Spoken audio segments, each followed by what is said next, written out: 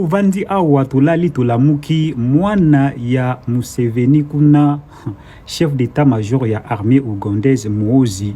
Tango tozoloba toyebiti ba autorité na biso soki eza nini toza ko comprendre te. Il faut boyeba ke na compte Twitter na ye kuna na compte X na ye officiel. Donc lobina nous azalaki na visite na Rwanda na chef d'état-major ya armée rwandaise kuna na Paul Kagame bakutana kibo. Tango azongi kaka abandi ko publier lisusu ba menace, abandi ko publier ba message moko contre RDC na Sabino. Alobina nous o baonde bazawana donc na ordre ya papa na ye Museveni dans une semaine bakoboto la ville ya Kisangani. Alobi soki ba M23 basali mbangu te baboto la Kisangani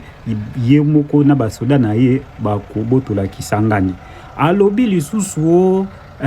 gouverneur ya Ituri donc bako kangaye aza stupide, il faut ba kangaye donc ye na ordre ya Museveni bako kangaye kala mingi te. Nazobi sabino ba menace tellement ebele auti ko sala kuna alobi o bango bako faciliter ba M23 bayati na ville ya Kisangani kuna. Siko tozo tuna ba menace ya boye ba congolais baza komi tuna ba question yango eza légèreté parce que réaction mon côté eza côté gouvernement na biso côté même chef d'état-major na biso et loko moko ezo salimate. Bo imaginez kaka soki eza que RDC message à bongo et outil na état-major général ya FRDC ou bien ba congolais moko boyene mutu batindi message wana na ba pays wana Uganda ou bien Rwanda réaction na ba onenge ni lingezala non ba congolais balembi balobi il faut makamba bo il faut pas kotika ngo ata communiquer te ate lo côté ministère ya communication zo lobelo côté ba autorité bazo lobelo côté